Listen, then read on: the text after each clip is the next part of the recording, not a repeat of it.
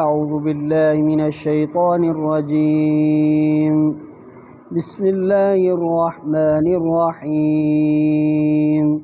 يا أيها الناس كلوا مما في الأرض حلالا طيبا ولا تتبعوا خطوات الشيطان إنه لكم عدو مبين. إنما يأمركم بالسوء والفحشاء وأن تقولوا على الله ما لا تعلمون.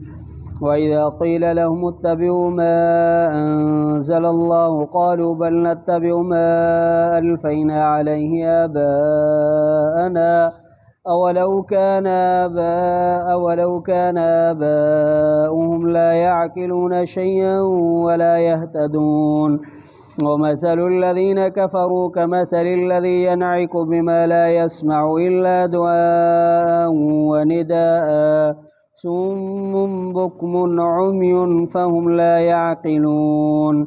يا أيها الذين آمنوا كلوا من طيبات ما رزقناكم واشكروا لله إن كنتم إياه تعبدون.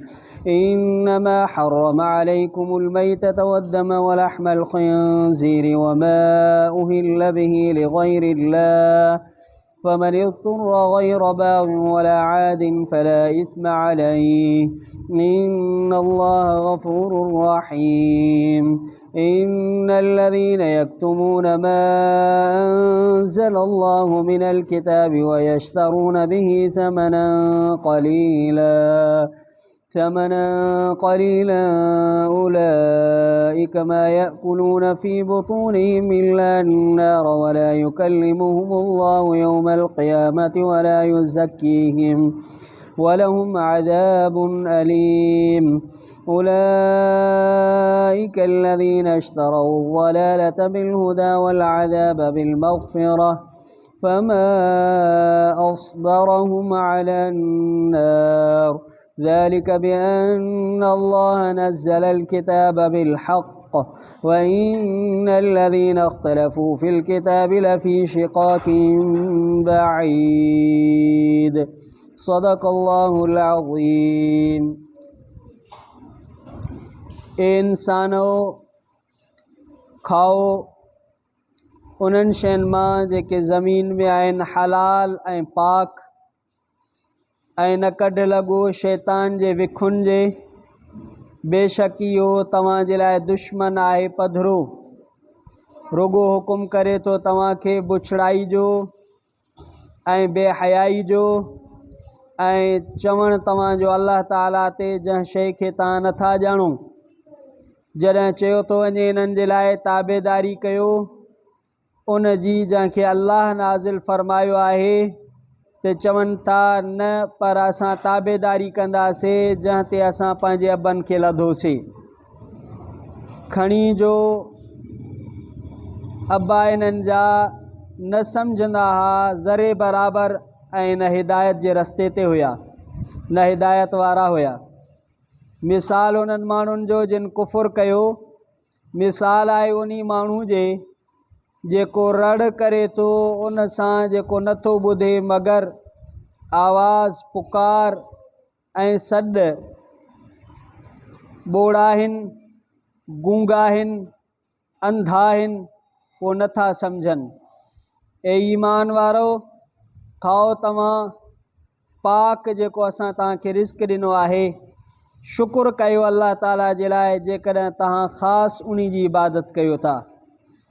रुगो हराम कई तव्हां ते मुर्दार खे, ढूंढ खे, ओढ़ल रत खे, सुअर जे गोश्त खे ऐं जंहिं ते पुकारियो वियो आहे ग़ैरुल्लाह जो नालो। पोइ जेको माण्हू मजबूर कयो वियो सवाइ नाफ़रमानी करण जे ऐं नकी ज़्यादती करण जे पोइ नाहे गुनाह इन्ही ते। बेशक अल्लाह ताला बख़्शणहार महिरबान बाज़ारो आहे। बेशक जेके माण्हू लिकाइनि था जेको नाज़िल कयो अल्लाह ताला किताब खां ऐं ख़रीद कनि था इन्हनि सां थोरड़नि पैसनि खे, इहे नथा खाइनि पंहिंजनि पेटनि में मगर बाह। न ॻाल्हाईंदो इन्हनि सां अल्लाह ताला क़यामत जे ॾींहुं ऐं न पाक कंदो इन्हनि खे इन्हनि जे लाइ आहे अज़ाब दर्दनाक। इहे उहे माण्हू आहिनि जिन ख़रीद कयो गुमराही खे हिदायत जे एवज़ ऐं अज़ाब खे माफ़ी जे एवज़, पोइ कहिड़ी शइ सबुरु करायो आहे इन्हनि खे बाह ते, केॾो न सबुरु आहे इन्हनि जो बाह ते। इहो हिन जे कारण त बेशक अल्लाह ताला नाज़िल फ़रमायो किताब के हक़ सां, ऐं बेशक जिन माण्हुनि इख़्तिलाफ़ कयो किताब में अलबत शक में आहिनि, ॾूरां शक में। सूरतुल बक़रा उन जो 21 रुकू, ॿिए सिपारे सयकूल जो 5 रुकू, आयत नंबर 167 खां आयत नंबर 176 ताईं मुकम्मल रुकू तिलावत ऐं उन जो तर्जुमो पढ़ियोसीं। इन्हनि आयात जो मुख़्तसर तफ़सीर हिन तरह सां आहे। पहिरीं आयत में अल्लाह ताला फ़रमायो, ए इंसानो, ए माण्हूओ, ज़मीन में जेका हलाल ऐं पाक शयूं आहिनि इहे खाओ, शैतान जे विखुनि जे कढ न लॻो। शैतान तव्हांखे बेहयाई ऐं बुछड़ाई जो हुकुम करे थो।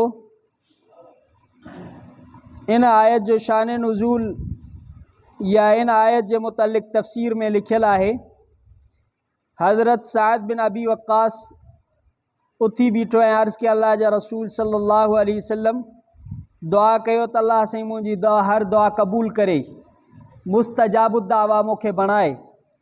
पोइ नबी सल्लल्लाहु अलैहि वसल्लम फ़रमायसि, ए साद, पंहिंजो खाधो पाक शयुनि मां रख त तुंहिंजी हर दुआ क़बूल थींदी। कसम आहे उन ज़ात जो जंहिं ज़ात जे कब्ज़े कुदरत में मोहम्मद सल्लल्लाहु अलैहि वसल्लम जो साह आहे। माण्हू हराम जो हिकिड़ो लुक़मो पंहिंजे पेट में विझे थो, उन जी 40 ॾींहंनि ताईं इबादत क़बूल न आहे। ऐं जंहिं बाने जे गोश्त जी ग़िज़ा हराम ऐं व्याज मां आहे, पोइ इन्ही जिस्म जे लाइ जहन्नम जी बाह बहितर आहे।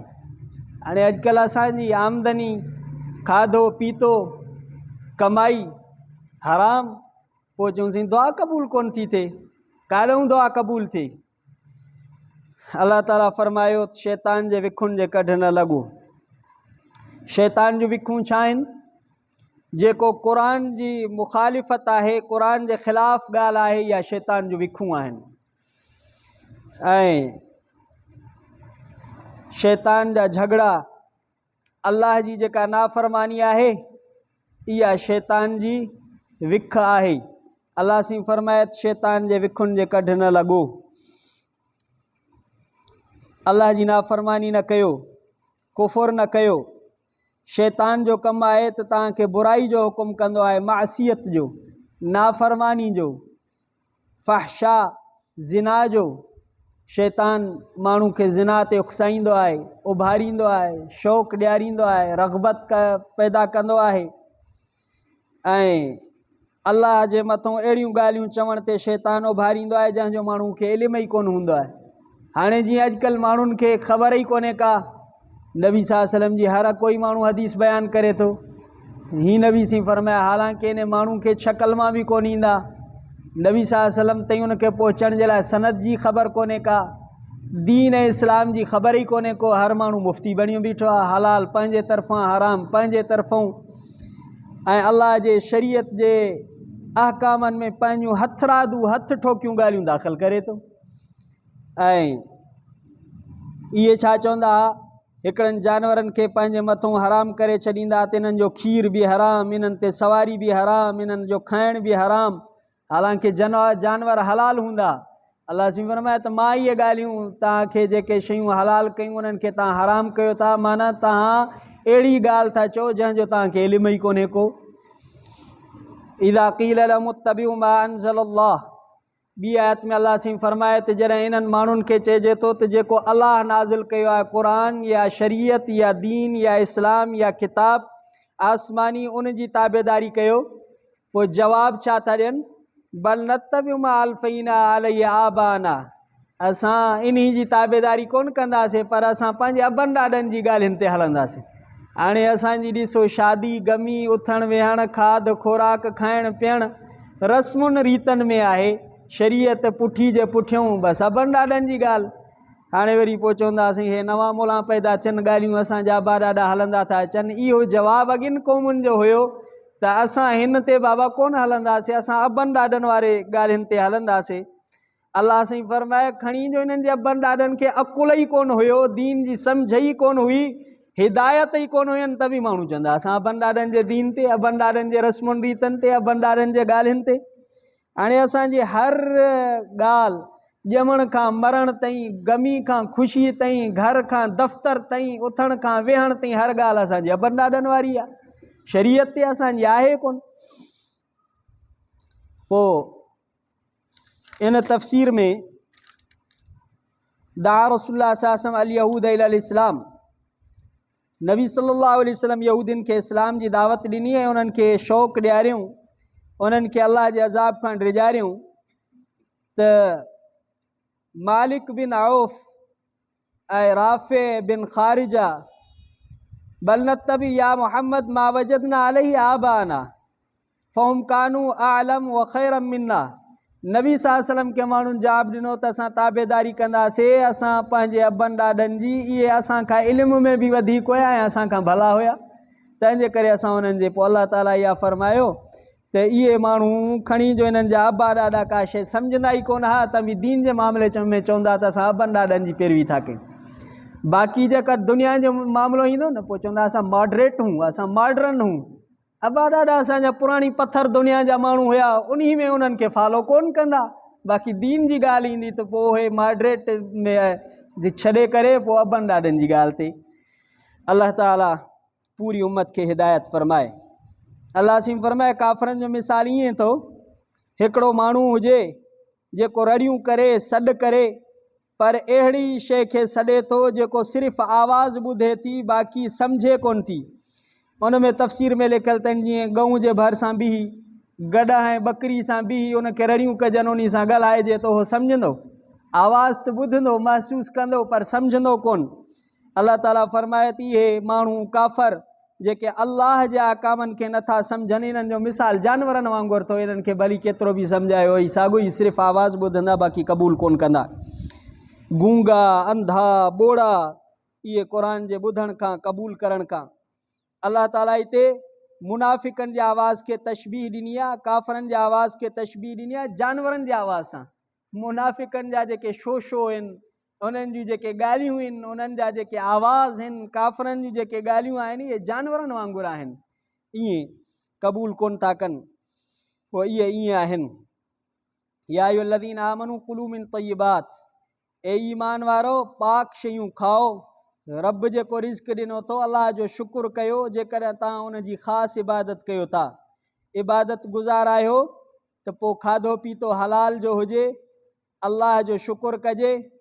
इबादत गुज़ार हुजण खां पोइ नबी सल्लल्लाहु अलैहि वसल्लम जी हिकिड़ी हदीस आहे, माण्हू डिघा डिघा सफ़र कंदो आहे, भिंडीर वार हूंदा अथसि ऐं मिटी में भरियल हूंदा अथसि, पोइ हथ डिघा करे आसमान ॾे चवंदो आहे या रब मुंहिंजा अल्लाह, मुंहिंजा अल्लाह, व मतामू हराम व मशरबू हराम मलबसू हराम गुज़िया बिल हराम फ़अन्ना युस्तजाबु लहू।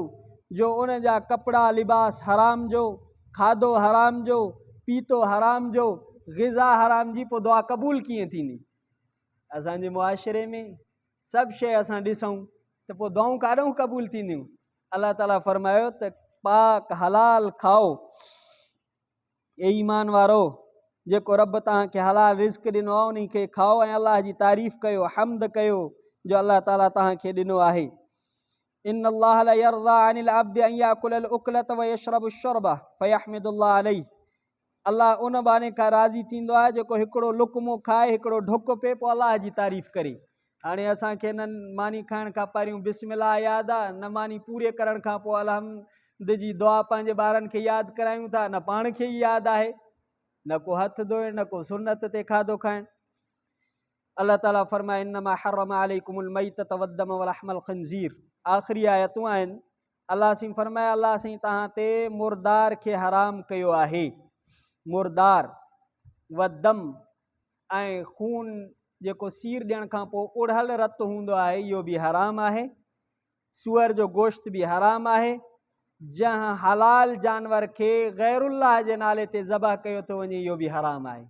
क़ुरान जे वाज़िह आयतुनि में लिखियलु आहे वमा उहिल्ल बिही लिगैरिल्लाह, जेको गैरुल्लाह जे लाइ उन जे मथां नालो पुकारे करे उन खे ज़बह कयो थो वञे, सीर ॾिनी थी वञे, इहो हराम आहे, इहो हलाल न आहे।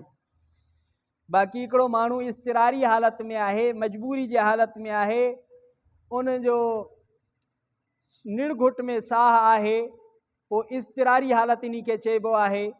इन हालत में जेकॾहिं उन कंहिं अहिड़ी शइ खे खाई करे एतिरो खाधई जो उन जी जान बची सघे थी, पोइ एतिरे जी शरीयत इजाज़त ॾिनी आहे। हाणे इन में गुनाह कोन्हे को, ऐं इहो हद खां टपी न वञे इन शयुनि जे खाइण में, त अयाशी जे तौर ते या आदत जे तौर ते इहो खाए, ईअं न। फला इस्म अलैहि, पोइ इन ते गुनाह कोन्हे। अल्लाह ताला बख़्शणहार आहे, महिरबान आहे। मजबूरी जे हालत में जेकॾहिं मैतो खाधई जेतिरे सां उन जी जान बची सघे थी, पोइ अल्लाह ताला उनखे माफ़ फरमाईंदो, पर इन में ज़्यादती न करे। इन लदीन यक्तुमून मा अंज़लल्लाहु मिनल किताब, अल्लाह सिं फरमायो जेके माण्हू अल्लाह जे नाज़ुल कयल किताब खे लिकाइनि था, वयश्तरून बिही समनन कलीला, ऐं इन सां थोरा पैसा वठनि था, इहे पंहिंजे पेटनि में जहन्नम जी बाहि था खाइनि। जेके इहो असुल में यहूदिन जे बारे में नाज़िल थई, कतमू इस्म मुहम्मद व अख़ज़ू अलैहि तमअन कलीलन, ते इन्हनि नबी सल्लल्लाहु अलैहि वसल्लम जे नाले खे लिकाईंदा हुया ऐं उन ते माण्हुनि मां लालच रखी करे पैसा वठंदा हुया। या अहले किताब, अल्लाह साईं उन्हनि जे किताब में हक़, हिदायत, इस्लाम, नबी सल्लल्लाहु अलैहि वसल्लम जूं सिफ़तूं, नबी साईं जी तारीफ़ नाज़िल कई हुई, पोइ माण्हुनि खां पैसा वठी करे पोइ इहे खाईंदा हुआ ऐं इहे ॻाल्हियूं लिकाईंदा हुआ, नबी सल्लल्लाहु अलैहि वसल्लम जी तारीफ़ बयानु न कंदा हुआ। यहूदिन जा आलिम, यहूदिन जा जेके उन्हनि वटि बुज़ुर्ग हुया यहूदिन जा, इहे लिकाईंदा हुआ, पैसा वठंदा हुआ माण्हुनि खां। पोइ अल्लाह साईं फरमाए थी इहे पंहिंजे पेटनि में जेको आहे जहन्नम जी बाहि था कनि। हाणे बि अहिड़ा उलमाए सू, बुछड़ा आलिम, दीन फिरोश आलिम, दीन जा जेको आहे विकिणण वारा आलिम, क़ुरान ऐं शरीयत जे ख़िलाफ़ माण्हुनि खे ॻाल्हियूं ॿुधाए, जीअं असांजी रियासत हले, असांखे पैसो मिले, असांखे ठठ ठांगर हुजे, अहिड़ा उलमा, ईअं जीअं अल्लाह इन्हनि ते ॾमरियल आहे, अहिड़ा उलमाए सू जेके आहिनि इन्हनि ते अल्लाह ताला जो ग़ज़ब आहे।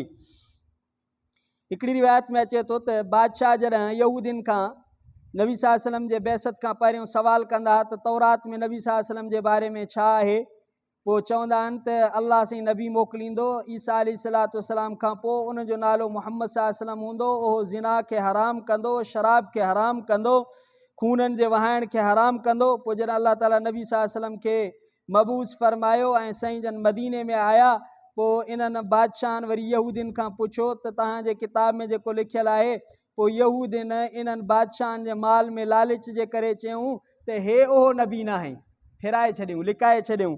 पोइ इन्हनि खे बादशाहनि माल ॾिना। पोइ अल्लाह ताला इहा आयत नाज़िल कई त माल वठण जे करे हक़ खे लिकाइनि था। माल में माण्हू विकिरो थी वेंदो आहे, पैसे जे लालच में विकिरो थी वेंदो आहे, त इहे इन्हनि जा उलाइका लज़ीना इश्तरऊ ज़लाला, अल्लाह सिं फरमाए इन्हनि गुमराही खे हिदायत जे एवज़ ख़रीद कयो आहे, अज़ाब खे माफ़ी जे एवज़ में ख़रीद कयो आहे।